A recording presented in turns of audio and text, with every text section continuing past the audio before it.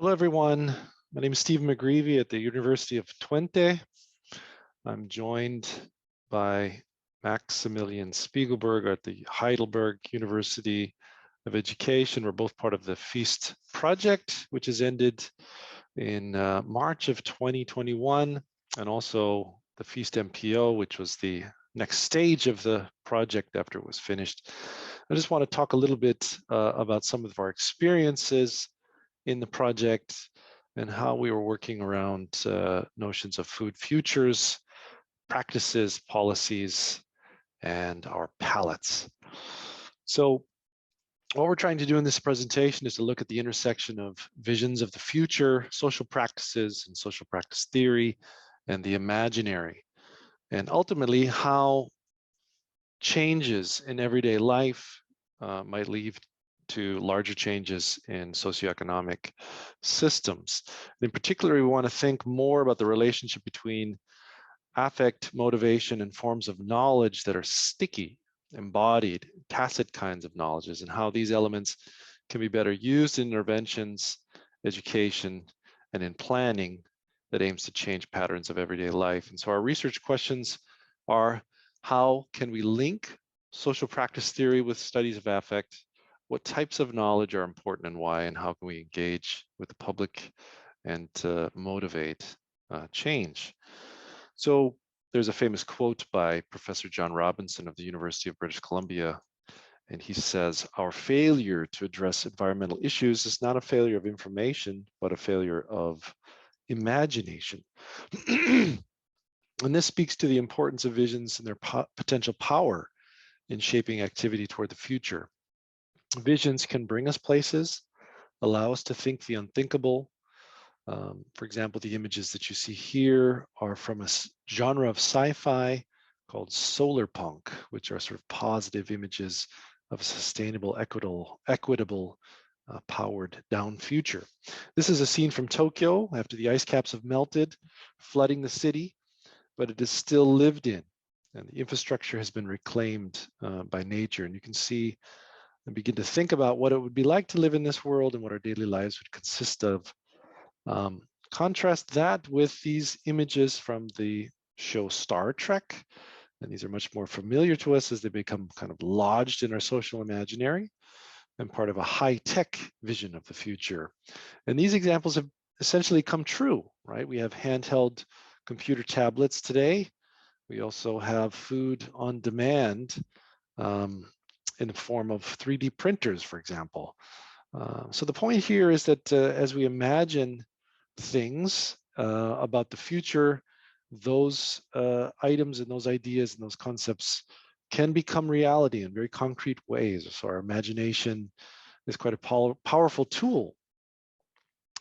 And alongside this idea of imagining the future and possible futures, I think, especially in light of the recent IPCC reports, the amount or the degree of which societal change and changing of our economies and changing of our societies and cultures needs to take place is so massive, and it becomes almost unimaginable.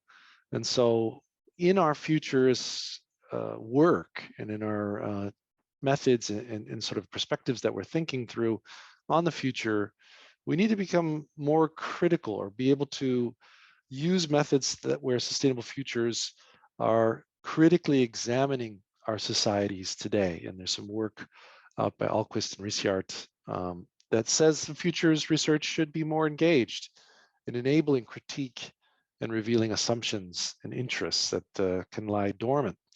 And at the same time, we need to be more futures literate. This is some work by Astrid Magnus and her team at Utrecht University.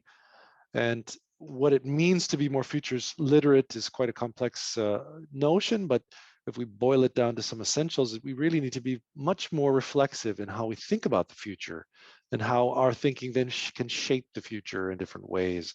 We need to be much more imaginative. So I think these two concepts really lend, are just really, really relevant when we're trying to think about the massive difference in how we're living today and how we'll need to live in the future to be more sustainable. We can also talk about visions as being different and having different sort of levels of quality. Not all visions are created equal.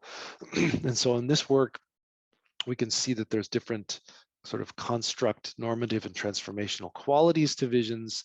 And for us, one of the main ideas was to focus in on the motivational element of visions and how they also, of course, need to be relevant and plausible, but also inspire and energize people to take action. And within that sort of thinking, then we turn to notions of affect and emotion. And we think that high quality visions hopefully make us feel something. And that brings us to a really nice quote from Michael Carolyn, that it is not enough to know sustainability, we have to literally be able to feel it and to make the difference stick. And this sort of stickier knowledge is quite interesting, and I think is relevant for our notions of visions of the future, because we're getting into a conversation around visceral responses and embodied responses and of doings and activities that are alternative to what we're doing normally. And through that process, then we retune our tastes, how we care about certain things, etc. And of course, we're also very aware that it's difficult to just change practices overnight. They're embedded in habitus and routine and quite resistant to change. So then how do you motivate change in everyday life, and how can we sort of expand our motivation to act? And we know that we can appeal to logic, appeal to people's reasoning or ethics or values, and these have had some impacts in the past, but of course, we're not seeing change move fast enough or move to the degree to which it needs to happen. And so there's some limits to just staying at this sort of way of intervening and thinking about different forms of knowledge. What about the sorts of types of knowledges that are associated with societal expectations about cultural notions of how we should live, how the stories and narratives around the present and the future are constructed, and how we live by these? And what about emotions, and what about our bodies? And so here we can see a new sort of more implicit, more tacit forms of knowledge being more important, right? And this sort of moves us into a more, what we argue is a more sticky form of knowledge and a different kind of pedagogy and learning, where we can hopefully break through these sort of resistances to change. And what's great about food is the kind of practices that we engage in every day actually are quite sticky. The knowledge that we have when we're eating, our bodies, of course, have a response when we eat food. We have a sort of psychosomatic relationship with food, and it's quite emotional when we eat certain kinds of food, etc. And there's all this cultural notions around food and identity that come into play. So it's great to focus on food then when we think through this affect lens for the future. So the examples I'm going to present here correspond with this feast project that was a 5-year project run at the Research Institute for Humanity and Nature in Japan. It was an interdisciplinary, transdisciplinary project. We worked in Japan and Thailand and Bhutan and also in China. A lot of different activities, bottom-up kind of food policy related activities that we try to then intermix notions of the future and notions and theories around social practice. So one example here is on the work we did in Bangkok, talking about the visions of future practices as immersive narratives, and can it lead to practice-oriented policy? There's this research done by Nicholas Sperling and her group on how we can intervene and reframe policy approaches to consumer behavior. And in that work, they point out quite clearly that usually conventional policy approaches are focusing in on changing behavior and shifting choice and innovation and technology as a sort of intervention strategy. But could we create policies that were more practice-based, or at least acknowledge the interconnectedness of how practices interlock and change and shift, and how we can recraft practices? These are the kinds of policies that are lacking today. So in order to do that, we took a methodology adapted from the Consensus Project. We did a number of visioning workshops with stakeholders, food stakeholders in Bangkok, some more green, some more mainstream, some more innovative. We then sat down at the desk as a group to elaborate scenarios. These scenarios were turned into narratives, and the narratives were then brought back to the participants. They were enacted through a role-playing kind of narrative process, where the future practices were embedded in a narrative, and then a discussion took place, voting took place, and we sort of had a policy idea brainstorming session. So here are the visioning scenes from the visioning workshops in Bangkok. We focused on 3 social practices: food purchasing, eating out, and home cooking. We then took those future visions and analyzed them together as a research team, and came up with 6 different scenarios, 2 for each practice, based on the visions. And what we tried to do there was then shift or focus in especially on the meaning, the materials, and the competencies of practices today, and then how in each of these scenarios would the meaning, the materials, and the competencies change. And then think about essentially the change process. How would the backcast from this potential scenario then shift or be linked to the current practice through the sort of emergence pathways thinking? We then took those scenarios after we'd sort of made sure of the points we wanted to emphasize, and we turned them into scenarios, stories, I should say, scenario stories and narratives, complete with a setting, different characters, there's dialogue. And we had then these 6 scenarios acted out by the groups back in Bangkok. The scenarios were then voted on for the ones that were most desired to sort of work toward in the future. We did backcasting of policy plans and ideas, which were eventually sent to the Ministry of Public Health.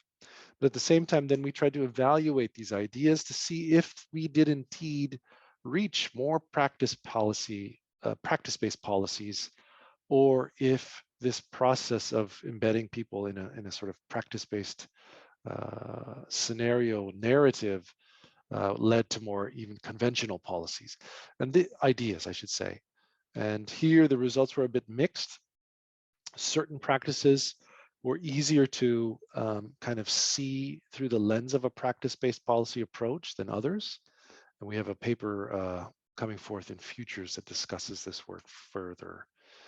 Next, we have this example from Kyoto, Japan, where we experimented with roles and rules in gaming settings. And we did 2 different kinds of games with local food stakeholders.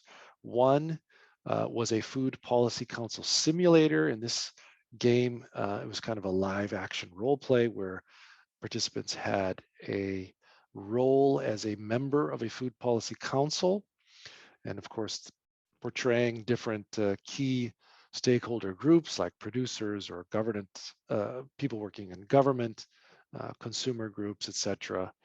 And problems were given to them that they had to deal with, and they had to sort of execute their agenda in a successful way and deal with problems and trouble along the way. At the same time, we had a video game that immersed participants in the same kinds of roles, and they would sort of think about their local food system and how it's interacting and how it's interrelated in different ways. And so through this play, we found that food practices were much easier to see as highly interconnected, you know, aspects of society, and that with the way in which we eat food or purchase food or cook, these practices are highly connected with work, how we do work, how we our mobility practices, how we engage in leisure, etc. And one of the biggest kind of takeaways from this work from a policy perspective was that in order to change the local food system to be more sustainable, we really needed to try and recapture time. Time was something that was a missing resource for participants, and that without a shift in how time was being used and having more time being available, the kinds of green or more sustainable food practices like cooking or gardening or sharing just weren't possible. And so that was kind of a big take-home message. And at the same time, then we looked at how visions of the future could also then connect concretely with food policy processes at the local community level. Here we did workshops on the topic of school lunches, future school lunches. This theme became something that we saw come up again and again in a lot of our action research that we did around the country in Japan, that school lunches could become a vehicle for talking about the larger food system in which food systems are realized at schools. And so we did some visioning workshops with folks there, came up with sort of concrete illustrations and also narratives about what a community transformed by a more sustainable school food lunch program would actually look like. And some of the ideas and notions for policy that came out of this work were quite innovative. We thought these were then linked into Food Policy Council that is working in that area, and also actual plans and local policies in the community in Nagano. Finally, then, beyond just the policy component, we were very interested in how affect futures and practices could be used in a more educational setting. And with that, the idea of taking school lunches from the future and making them a reality for people to interact with emerged. And in Japan, there's something quite common when you go to a restaurant. Outside the restaurant in the window, you can always see plastic food portrayed in a very attractive kind of way. It's plastic food, it's fake food, but it looks really real, and it can get your taste buds percolating if you take a look at this sort of food. And so with that culture in Food Japan, we tried to actually create menus from future school lunches based on different scenarios, and then present that in a gallery setting. And this was sort of to eat with our eyes in a way. And I should mention that this idea also had been inspired by a group in Belgium, the FOEM, Future Fabulators group, had done work on what they called edible pre-enactments of the future fictions menus. And here also they took 4 future scenarios and actually had cooks create menus from these possible futures, and participants ate these foods, and there was big discussions held. So this was quite an inspiring exercise for us. Here are the different scenarios that they came up in their projects, and then these were then translated into actual menus. And then so for us, we decided to try to do something similar, and that was through the School Lunch 2050 project. And if you want to take or learn more about that, please take a look at the next video on the website there, and you should be able to see a presentation about that.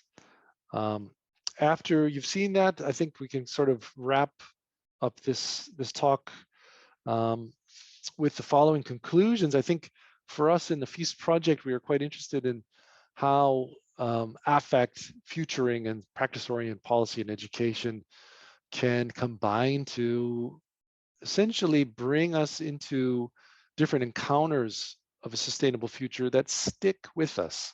And what that sticking with us means is to really think about embodied knowledges, tacit knowledges, and affect and emotion. And through those encounters, then we try to use different soft scenario methods like narratives, games, role play, pre-enactments, art, to learn about, play in, and experiment with the future. And we think this is sort of a new trajectory for research around futuring and around practice theory and affect, and that much more research is needed in this area because it's not only fun, but we hope it has an impact on the world. Here are some of our latest publications coming out on these topics. So feel free to connect with us, email us, or tweet at us. Thank you very much. Thank you, Stephen. I'll explain now how we created the School Lunch 2050. And at first, I want to explain the matrix that we chose for making the 4 scenarios. So on the one axis, on the x-axis, we have the climate axis. On the one side, there's the idea of achieving the Paris goal. And on the other side is failing to achieve it and seeing climate change of 2 degrees or even more. Already in the previous IPCC report, it was made quite clear that the difference of 1.5 to 2 degrees is very significant and will alter the ecosystems and also the agriculture system enormously. On the y-axis, we chose the food system. Rural flight and depopulation and aging society are topics in Japan for the last 30, even 40 years. And today, the dependence on food import is already quite high. So for these 2 axes, for these 2 endpoints of the axis, we chose that the food system will be even more globalized, or it will be achieved to have a more localized food system.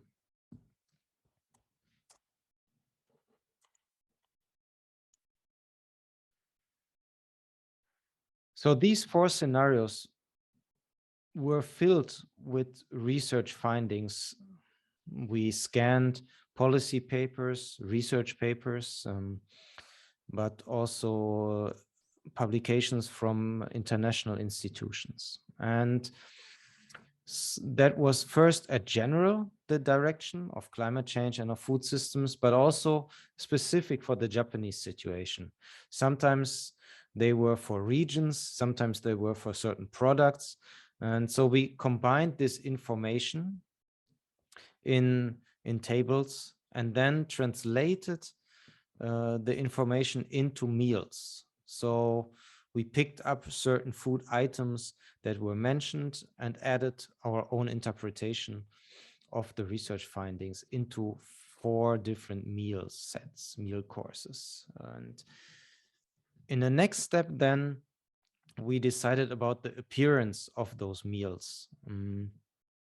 We searched on the internet again for different images and how Japanese school lunches are arranged usually, what type of ingredients are included, and recombined, reshuffled these meals, matching to the future meals that we created. In addition, we created posters with imagery and the statements of our findings to support the meals and give more background information. And lastly, also, then members of our team created really the meals. So not only the statements and images, but the actual meals, including packaging with detailed information. That all was done to be shown in the open house in 2019. The open house is a public event held at the Research Institute for Humanities and Nature every year in the summer break, where students and their parents or grandparents come to the institute to do a kind of rally from project to project, collect stamps and do some quizzes. It's about 800 participants in about 4 hours. So it's a very busy day. And as you can see, our research room was quite popular and very full throughout the day. We had on the one side a poster voting on foods popular on Instagram. And on the other side, on the left-hand side, you can see the display of the future school lunches with the posters on the wall. Part of that was also a voting. So we asked the visitors to choose which meal they would like to have in the future. And you can see already on the voting board that among adults and children, the result was very clear, but later more to that. Here at the bottom, you can see the first version that we created back then of the 4 meals, including some decoration around them to set the scene. We showed this version then at 5 other events in Japan. So those events were already on food systems, environment, climate change. And again, the results were very clear. So most participants, most viewers liked the food gardens or the cosmopolitan green meals, which are on the side of achieving 1.5 degrees. The crazy climate change meals were less popular, even though some of the items within the meals, within the menus were popular. Overall, the menus were not so popular. Because of this success and the popularity, we gained more funding, and so we could upgrade the first version. The scenario descriptions were added, supplemented with drawings. So I was able to hire an artist, and she hand drew drawings that visualized the statements that we had and visualized the images that we searched from the internet, basically. So that was one upgrade, but we also managed to upgrade the menus themselves. So the display of the ingredients of the meals was first a very simple table, and it became more a visual appealing menu. The voting board became more appealing, and also the display itself, we managed to get something like a mobile museum, a small display that could be built up and down very quickly and be sent around. So somebody built that. And in addition, we took more professional pictures of the meal items and the menus themselves. And then we had Corona, basically, and Corona made it hard to show these meals. So everything moved online. There was funding to move it more online. And this is the latest version of the meals you can see. You see immediately that they do have a very different appearance from one to each other. We did also keep the atmosphere of tableware and different types of cups and materials, just to give a more impression around the society that might be in 2050. One thing that Japanese usually realized immediately was that the meal here doesn't have rice, for example. So that was very obvious for Japanese very quickly. And there was a few other details people realize immediately, but overall you can see that some things look familiar, but then the descriptions make clear that they are actually quite different from what we imagine them to be. And so this cube here is like a soybean flavored cube that also has a medical purpose, and it can be dissolved in water. What else do we have? Well, the rainbow bread that was very popular with children. And then these sausages are actually made from lab-grown proteins. So again, this is kind of hinting at the development that we can see in the food sector today of growing meat in lab or meat alternative proteins in laboratories. But looking and maybe even tasting and feeling the same like already known meat products. The hand drawings, here is now the example matching the meal. So the hand drawings you can see took on a bit darker turn for the heavy climate change scenarios, because it was difficult, or it became difficult to be optimistic about 2 or 4 degrees climate change, because it will severely impact so many lives. And it is hard to give a fair balance, so to say, why this could be an attractive alternative when we know, or the science points to how it will be very harsh within the coming years for so many people.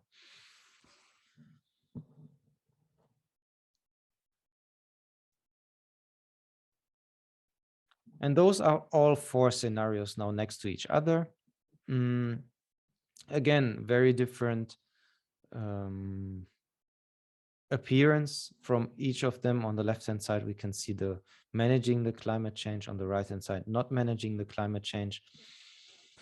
And if we look closer at all of them, and at each of these statements and the technologies they show, or the social developments they show and represent, so those reflect what we can find today already in niches, or in being practiced in societies around the world, but also in Japan. So it's a combination of local and global practices. Even though it's supposed to show some kind of future, it is an exaggeration. And of course, the future probably won't be exactly like this, but a recombination of certain factors. Some of those ideas will prevail and others will not prevail. They might come later, or they might never come true. This is the mobile museum built up. And of course, one strong aspect of this is that it is very Instagrammable. As you might know, it is very popular to take pictures in Japan of food. And so this display also kind of encourages and makes it easy for participants to actually take images and tweet about it, or post it on Instagram, or in their social media accounts, whatever type they have. And as I mentioned, so the pandemic made it hard, or actually impossible, to show that mobile museum. It was supposed to be shown in the Earth Day, but then Earth Day was cancelled in 2020. And so there was funding to make the homepage. And so we moved everything online. And now on schoollunch2050.org, you find the English version. There's also a Japanese version and a simple Japanese version now. So the online, moving it online actually gave us a few more options to reach different audiences and to include different information that we were not able to before. So now when you uncover a statement, it will also be possible to read the references, how we came to that statement. So that was very difficult to do in the analog version. And since then, in the last 1.5 years, this idea has been picked up by other institutions. So from Kyoto University, one department approached me, and they used this idea for virtual reality. So you can see here the researcher and another half person in the virtual reality discussing the cricket and the Kyoto banana. They also made a little drawing of it, and there's a YouTube video explaining the background. And a TV station approached us, and Stephen and I, provided information on creating a certain meal. So it's not exactly a recreation of what we did, but they took the idea and made their own meals. very similar, to discuss then with celebrities or be celebrities on some TV show climate change. So it was a whole evening on that TV station just dedicated to climate change. And one part was basically these meals and again, discussing each food item and how that is special and what it represents in climate change. And then lastly, we did win a small award at the Hot and Cool Institute based in Berlin for Future Lifestyles Multimedia. So that was a nice recognition of all the efforts we had done at that point of time. Thank you ever so much, both of you, for both persisting with that presentation and sharing with us your fantastic project. I'm sure we've got loads of questions. We always have. I can already see Anna's hand up, so I'll hand straight over to Anna to lead the way with the discussion. Thanks, Claire, and thanks for the presentation. It was really interesting. I'd love to see the slides. Yeah. And maybe, I don't know if you want to pre-record. I know it's a pain to record these things, but I would be very interested to hear the full story.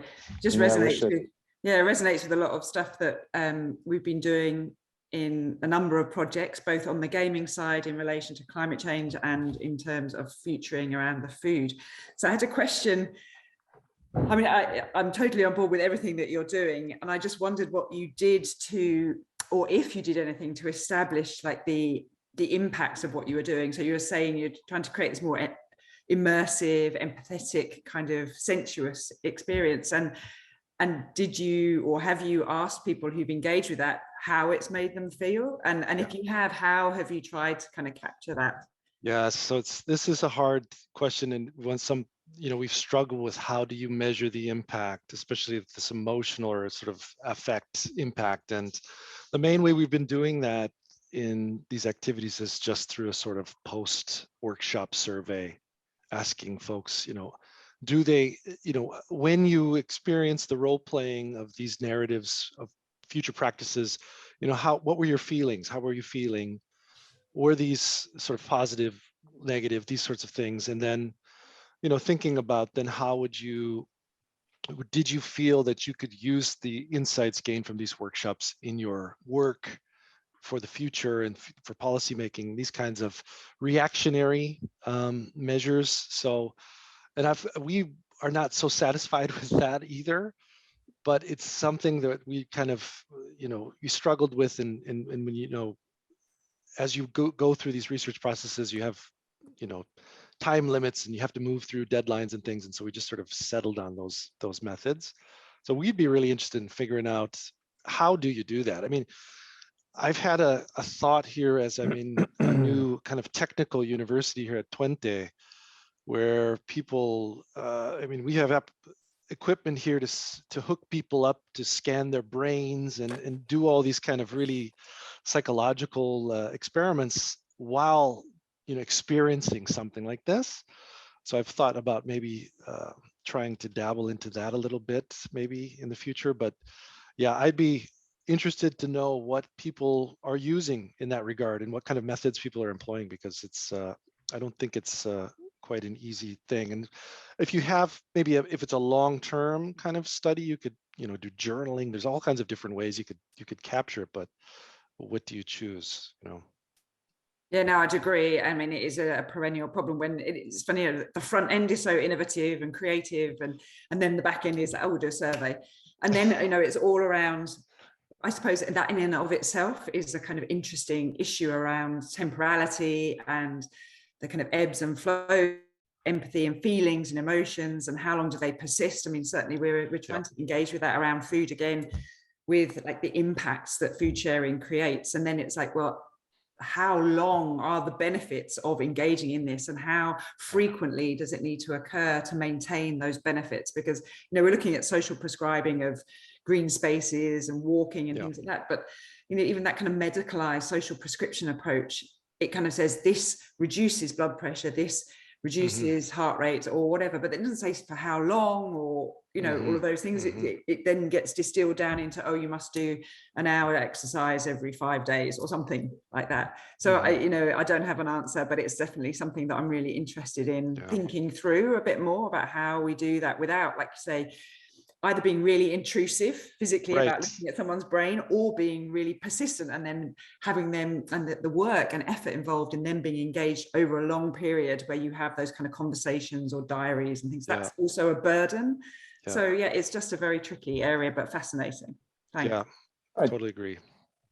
Yeah, I think for the school lunch project, for that part, one of the shortcomings really is that we didn't document well enough how people interacted with it, with the display. We had a voting mechanism where we asked people to choose one of the meals. Which one would they eat? Which one would they like to eat? I think that was the question, right? So, but we didn't document how they reacted to that task, or how they dealt then with the food. It's basically, we could see, and we know it, just having that task and being confronted with these futures did something. You could see the people were grappling with it. They had questions. Then they came with questions to us about the ingredients and about the presence as well. But we didn't systematically document it at that point, unfortunately, I think, because we were still in a different mindset at that time. When we started this project, it came out differently than this pure research idea. But nowadays, looking back, I think we still can do it. And for that part, now I'm at the University for Education, which there is a lot, much more focus exactly on these questions, where people do their master thesis really about how do people learn, how do people engage with knowledge, how do people change, how do we affect behavior. So I think in that, from the pedagogic science, and there might be actually quite already some research that we probably could look at, and at the methods, how to document and how to study it. But yeah, I just joined it last month, so I'm also now in this learning phase and trying to figure out how my colleagues are doing similar projects from kind of a different direction than where we started, actually. Ali, you have a hand.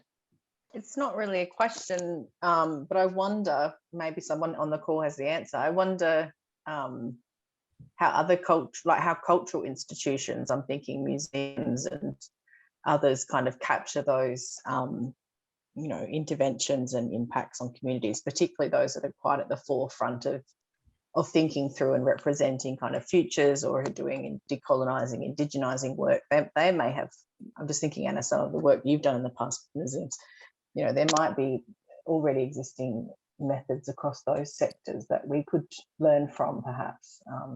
I don't know if anyone's thought about that before, but it's just something that popped into my head as you were talking, sorry. Great point. Yeah. Yes. Yeah, I don't know. It's great, but I think it would overlap a bit with this sort of pedagogical, you know, the impacts of education sort of work as well, and that too is a kind of a different mindset, right? But it's what do you do? You know, if you get really obsessed with the measuring the impact piece of it, then somehow, you know, the whole the vibe of the activity switches over a bit to this sort of really kind of experimental kind of situation, where you're really trying to control all the variables and move into that direction too. And some of this sort of work, I guess, on, you know, kind of this behavioral economic experimental approach, they're great as individual experiments, but then the replication issue becomes a big barrier, and it seems like it doesn't work in every context all the time. So it's sort of like, well, then what, right? Yeah.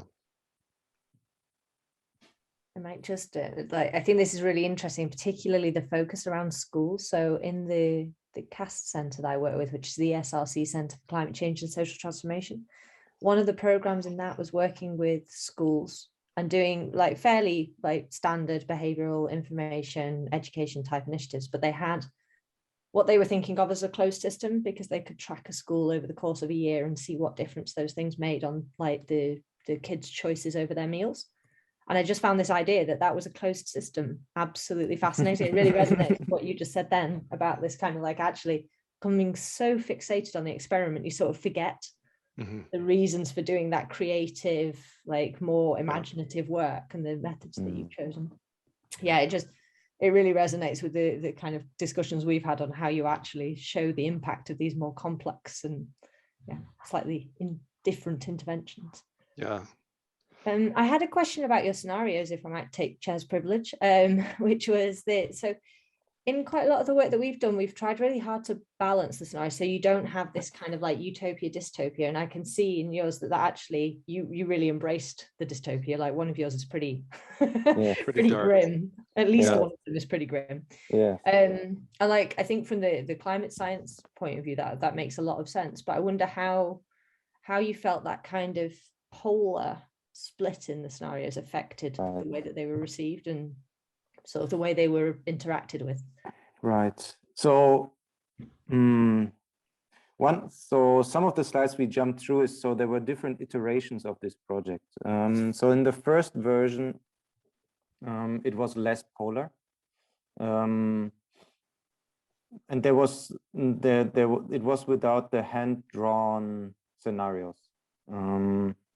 So it was really images. So it was the meals and images we took from the internet, basically, different kinds of images that could create a sort of imagination, kind of. And then in the second round, I got more funding and we were able to hire the artist. And at that point of time, the next climate report came out, and the future didn't look bright. And that's how and Fridays for Future and Extinction Rebellion and all of this came on the scene. And so somehow, it shifted, basically. Our own emotional state shifted, or mine and the artist's emotional state, basically. So at that point, I was leading this part, and it got pretty grim. I have to agree. And it shifted, right? We started the project more or less. I think Stephen's idea generally also in the very beginning was to talk more about hopeful futures, even in the face of a disaster. Right. I mean, that's an element of the solar punk, is also that we can talk about positive futures despite climate change or disaster. But at this point, we moved away from this a little bit. And the reaction, so unfortunately, then the pandemic came, and so we didn't have the chance to actually display these images. I think only once they were shown in 3 years now in public. And so only the homepage came about because of COVID funding. We were able to move this online, but then at that point, we cannot track anymore, or even less so, how people react. So there's some tracking. We can see how long people are staying on the page, or which scenarios where they click through a little bit. We can see some of it, but not really in detail. And it's hard to tell how people really, really react now with these new images. It's really unfortunate in a way. It was supposed to be shown on Earth Day, 2 times already, but both times just Earth Day was canceled, basically. And then so unfortunately, I cannot really answer the question at this point. And there's a short survey on the homepage, but again, it's a bit different direction. It's not, and it hasn't been answered by anybody, or 2 or 3 people. It's very low. Well, I think what's interesting also, though, is, I mean, that there's different target groups, or different folks who are encountering this. There's children, of course, interacting with the exhibit, and then adults also. And so for them, for a lot of the children, they just saw rainbow-colored toast or bread, and they thought, this is great, right? So it was one of these things where it was really the kind of negative messaging, or the sort of bit of the doom and gloom was really interpreted correctly by the adults. I mean, they were like, so you take a supplement to replenish your microbiome because it's so, destroyed in the future or something, right? We're making up these sort of extreme scenarios, and exactly. Like it's happening like this. And so, in that way also, though, they did see that there's other options out there. But I think the main question, or I guess the main message that we wanted to have with all 4 scenarios is that it's going to change. The future is going to change no matter what we do. And so we need to be sort of thinking about this to some extent, even if, you know, we're able to successfully mitigate climate change to only 1.5 degrees. Well, we still have issues around the food system that are unsustainable that we need to deal with and think about. And so the overall idea behind this exhibition was to really provoke thinking. I mean, we've got a menu item for one of these ones where it's quite local, but also extreme climate change. So in Japan, they don't produce, you know, bananas, but they may if the temperature goes up. And so people are like, what? This banana is made, you know, in Kyoto. That's where I live. We don't make bananas here. And then it was something like, it starts these conversations around, you know, how really massive these kinds of climate change futures can be, you know, how massively different they can be. I think, yeah, that's a good angle actually, because I think there's a difference between the drawings and the meals in that sense. I think so. Maybe the drawings in that way are becoming an obstacle to the imagination in that sense, because it could be different if people just look at the menu and the menu items, what they represent. I think there's quite a difference, and we have to consider that a lot of people have different preferences for different foods. Some people might prefer drinking just one nutrient drink per day, and they don't want to cook and eat other foods. Like there's this kind of people, and they like their supplements, or they like their colors and rainbows, or they like crickets, or, you know, so even though these menus, for one menu might be really disgusting for one person, it might be really attractive for another person. So that's also one of the things we could see. Some people really said, yeah, I do like this piece, or I do like that piece, even though, you know, maybe I don't. And so these meals do have this element where they take familiar shapes to some degree. Like there's in the one scenario, it looks like tofu, but then the description says, well, it does contain crickets, and you know,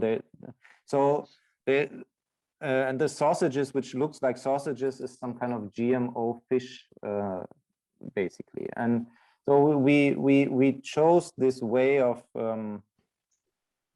trying to confront the description with what people see as well, right? There's also this reality check, which we can observe in the supermarkets. If we check for like vegan food nowadays, it does take shape that we are very familiar with, even though it might, you know, why is it the impossible burger, or why is it the kind of sausage shape, and so on? So because we are familiar, we know how to cook it. Customers can easier switch. It can be integrated into already existing recipes more easily. So the industry is doing this type of analysis and research. Basically, they have whole departments to do this.